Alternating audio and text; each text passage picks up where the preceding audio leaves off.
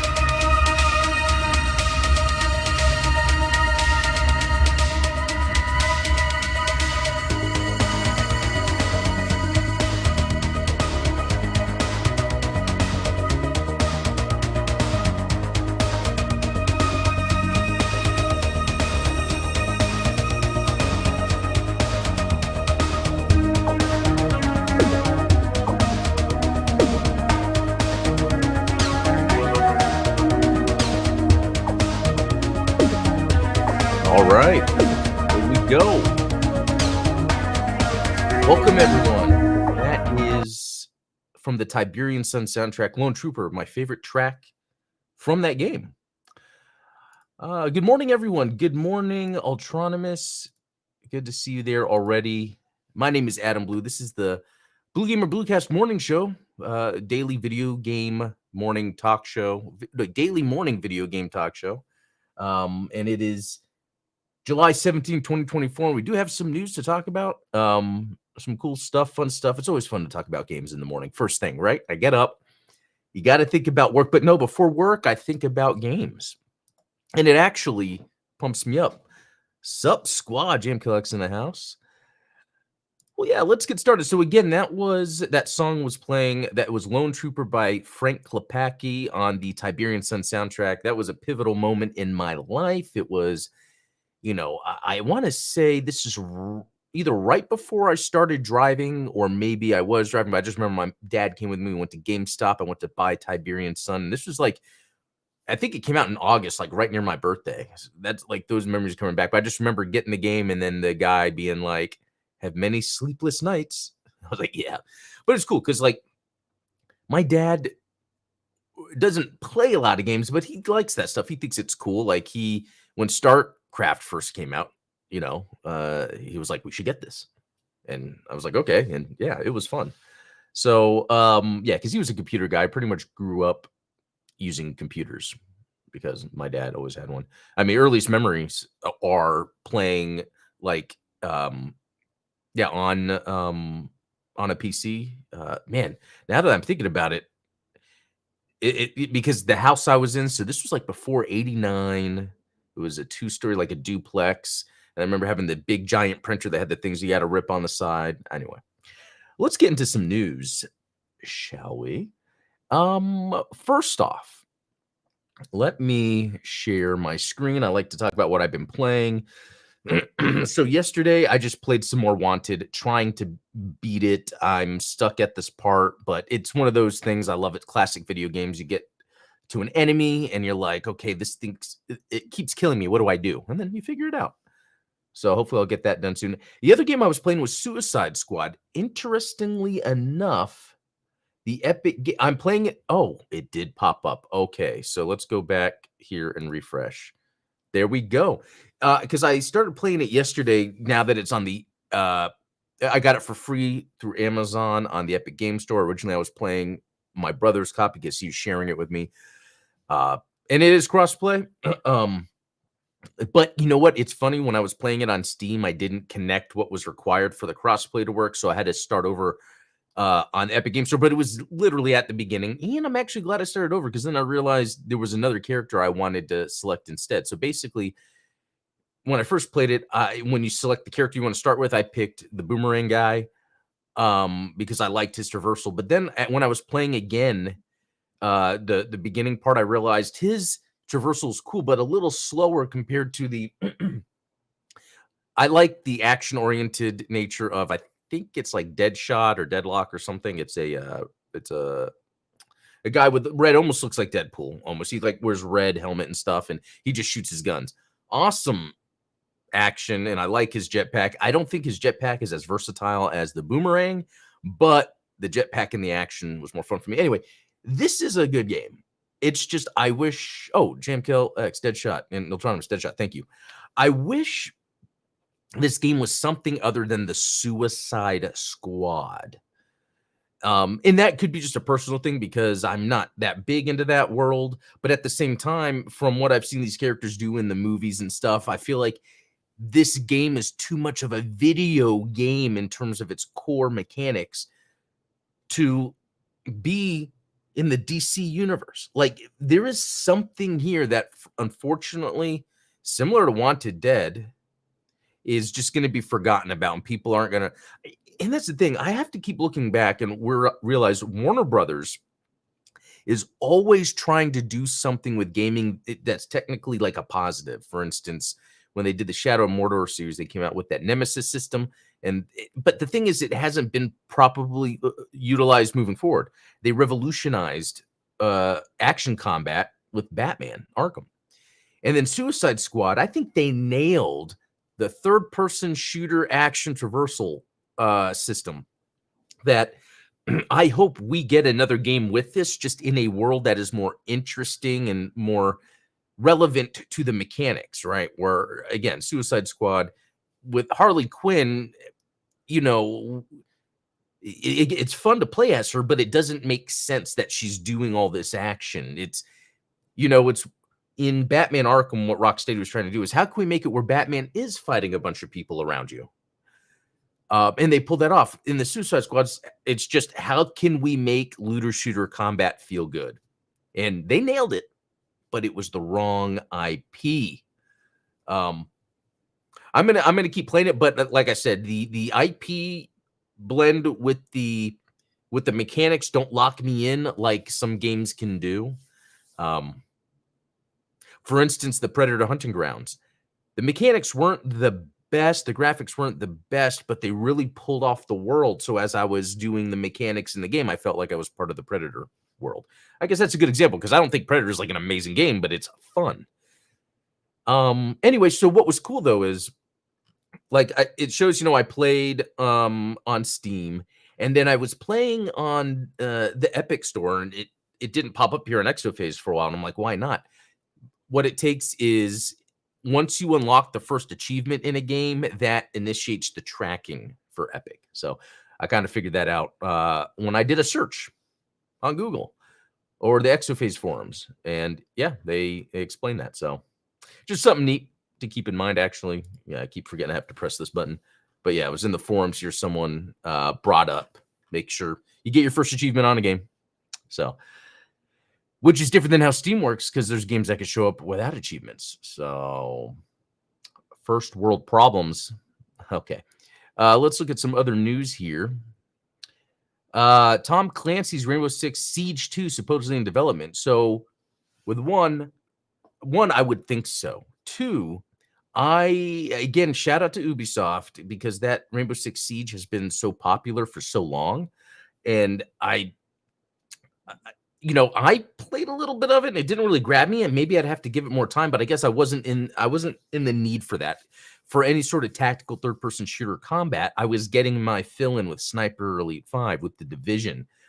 Even though Tom Clancy's Rainbow Six Siege is a little different, it's still a shooter, but it's, focused around the multiplayer. So what someone is saying here is My Kingdom for another single-player Rainbow Six game like the old days. So it would be cool as they come out with Siege 2 with all of the stuff people liked about the first one in terms of the multiplayer and all that, but also have some sort of badass campaign, co-op campaign that can be played alone. And I want to find, again, I think I talk about this a lot. I'm trying to find a word for this. It's a word for a game that it can be single player or multiplayer, it doesn't matter, but it has some sort of self-contained world that you can navigate, revisit, fully explore while doing the combat mechanics. Yeah, that might be another like rant video sometime. Let's jump to this other news that's pretty interesting. Blizzard has started sending out PC Pass or PC Game Pass trial codes. So the idea about this is there's the rumor Modern Warfare 3 will be added to Game Pass soon, because what happened is and maybe we'll get to this in the news. Game Pass announced their games coming out in July, but it stops at the 19th, and they don't say anything after the 19th. Oh yeah, and that's coming up soon.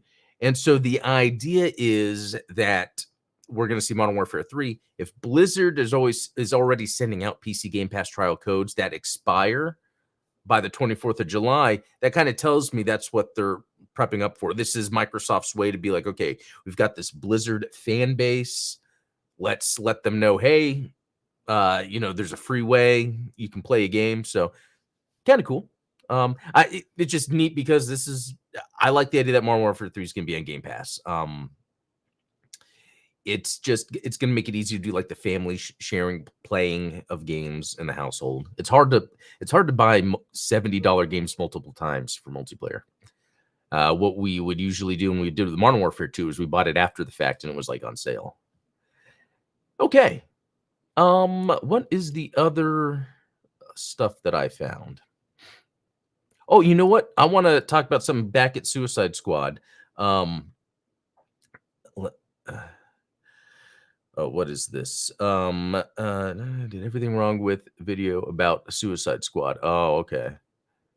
Yeah, so back to Suicide Squad. So, this game called Gun Valkyrie that came out on the Xbox. I loved this game and I could never beat it. I got to a level that was too hard. But this kind of does that, where it's a shooter. There is traversal that you have to manage as you play. Or else you'll fall. Like you can see the characters kind of moving around with the jetpack like that. This is a really fun game, and that's what Suicide Squad reminded me of. I could see myself going back in and trying to beat this for once. Yeah, because I remember this was a game I was playing a lot, and I just was stuck on this one level. It was a level where you could only go up. So I had to like manage the game was like asking you to master your jetpack gauge or whatever to get to the top. Anyway, look at that. It looks cool. There's dashing, shooting, cool animations. Gun Valkyrie, Xbox. Okay. So this is pretty neat. I don't know if you guys have heard of Antstream Arcade.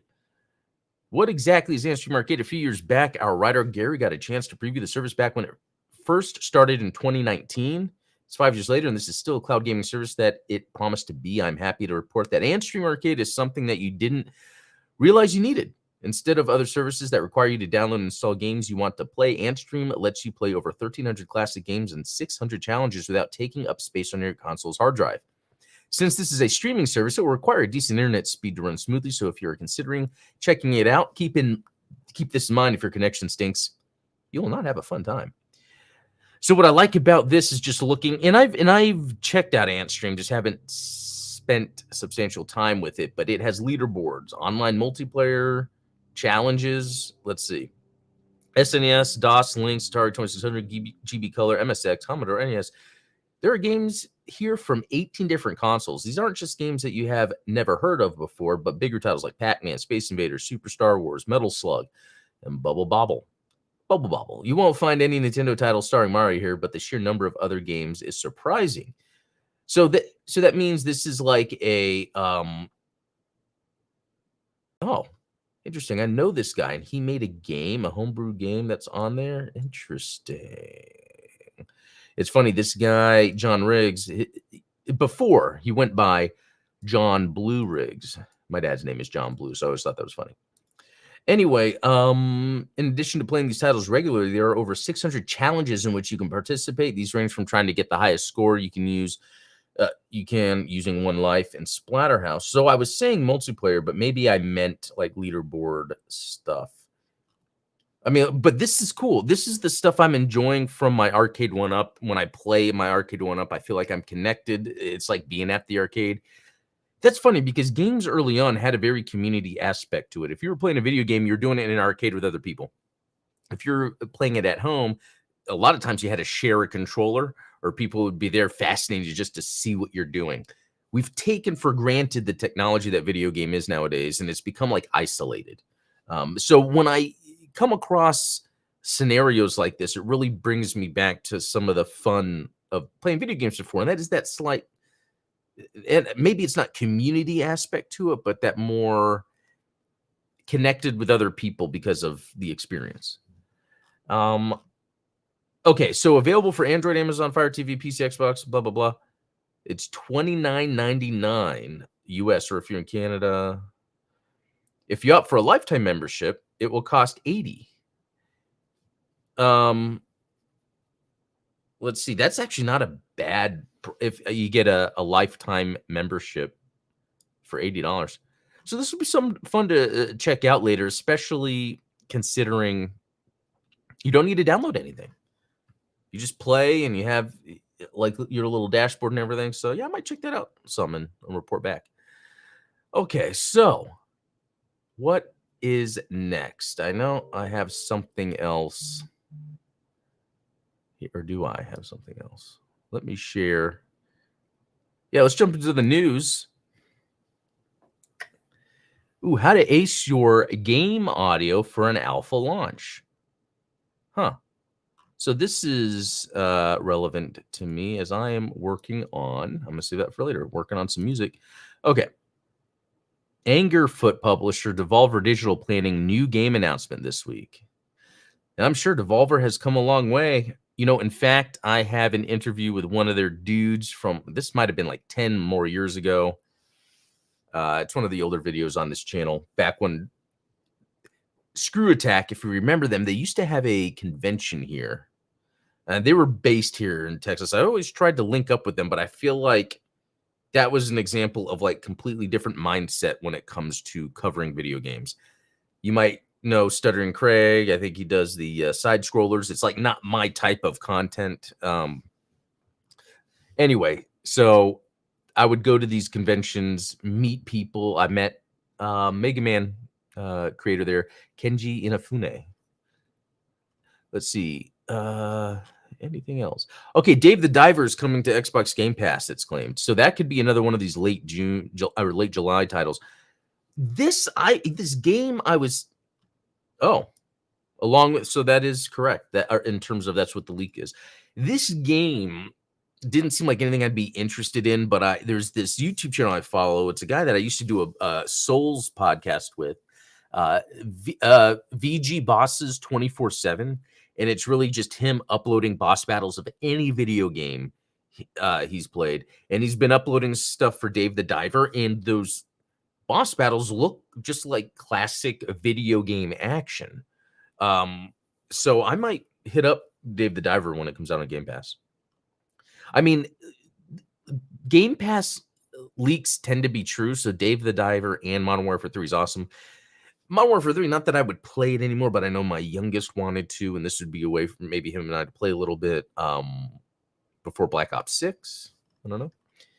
See, that's the thing. That's what when Black Ops 6 comes out, if it's on Game Pass, because of the family sharing, we'll be able to play. Like the whole idea is the Xbox in the other room is like my main account. The Xbox that I use is kind of like the side piece, and so you can share games that way if I'm on my account. It's pretty cool. Let's see. So this Ryuga Gotoku, I don't know if that's referring to a character in the Like a Dragon series. Let's see. Yeah, I don't know about that. Arma 3 sells over 500,000 copies during Steam summer sale. That's interesting. Not that I've ever have I played 3? I used to play, I think it was the first one. I think it was even before it was called Arma. It was something else, Operation something, but it was the same difference. I remember playing at a friend's house. We would LAN. He would come up with the scenarios. It was pretty fun. Okay, Apex Legends review bombed over new Battle Pass move. I know they mentioned, we've talked about the new Battle Pass, how they completely reconfigured it, and people are review bombing it. So, and that's one of those things where when people did the math, they realized reducing the price, it wasn't overall reducing the price if you were to get everything you normally would. It made it where things were more expensive. Okay.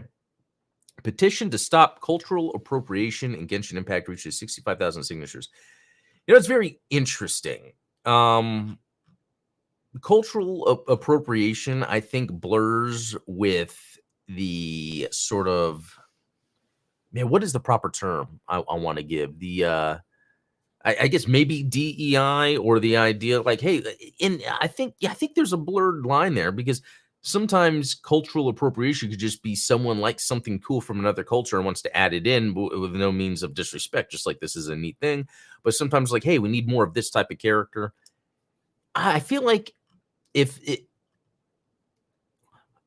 how should I put this? Like, I wonder if, okay, so voice actors have spoken out in frustration over the lack of representation in the game. Okay, that's interesting, because my whole thought about this is like, let's say a game decides, hey, we need to do this to speak to groups of people.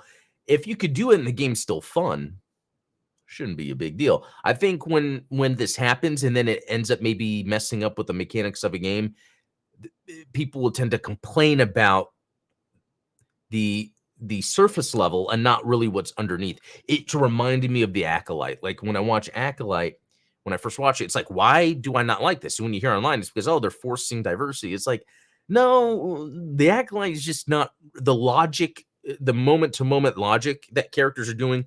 We can't connect with it. Doesn't make sense. It's not written logically. And I think that's where people have this disconnect, but they're like, well, the production value is high, so it must be good. It's one of those things. But it's interesting, and the other reason I bring this up too is because I don't want to get into this, but politics now, that engine is churning again. We have stuff coming up. I don't know how much of this stuff is just people reacting to politics online rather than like what is truly something that is affecting them, right? So, Microsoft. Speaking of, Microsoft reportedly shuts down one of its DEI teams. Interesting. The team was allegedly let go as a result of changing business needs. So that's interesting. So this is more of a broad. So if we were going to take what I was just talking about, how sometimes this forced diversity, which again, that almost sounds bad. It's more of just like thinking, okay, what are some unique and new things we can do with games that haven't been done, or characters or whatever. When I was talking about on the small scale where maybe a game or a movie, people hate it, and it's more of because the underlying mechanics just don't work, but people are looking on the surface. This is overall looking in general, people are actually complaining about it because it is something that then becomes like a thing that wasn't before, which I think there's good and bad for that. Anyway, what's interesting with this is Disney announced this also late last year, how they are going to step back from kind of the social messaging.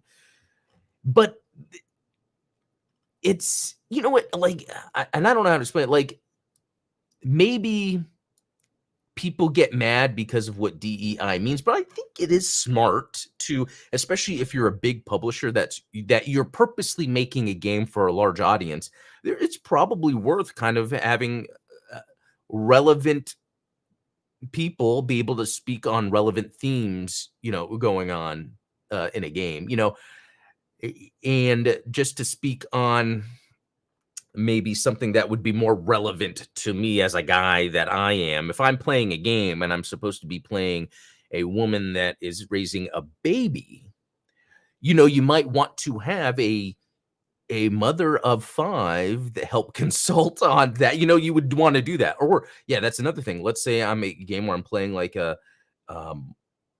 old fighter pilot. It's like maybe you want seasoned fighter pilot to consult on the game. Like, so I think people will take that and go on one end or the other. I don't really like to talk about this stuff too much because I think it's just drama. But at the end of the day, it is interesting how it is affecting everything. I can't ignore that people are complaining about a game and a game is making changes, something like Stellar Blade, because socially people are complaining, talking about it. So these companies are listening. So is that just another thing here? I almost feel like this then it takes a side, which it's not about that. And how much are these companies listening to Twitter too much? Yeah, but that's my take. I'm not too sure. Let's see. Okay, I want to see what you guys talk about because you guys have pretty good stuff. So let's start with let's see. Midnight Hatter reminds me of ProZD saying you have to be a certain race to voice act for certain characters. Then he complained his agent only gave him Asian characters. Yeah, that's an interesting one. Kill X, cultural cross-pollination has existed for millennia. Get over it. It's not the real world, and they ain't demonize real people, so quit bugging. Exactly. I've heard similar tales from the comic book industries in the 90s, 2000s, where black writers were only allowed to do black characters. And so, like, yeah, it shouldn't be where they're only allowed to do whatever, but you could utilize someone's background to help enrich a character. That's the thing. It's a nuanced approach. You can't blanket say, okay, we have to change all this. You have to look at each thing and be like, what's the best way we can do that? Like, when I think of what's a good example? There was a movie,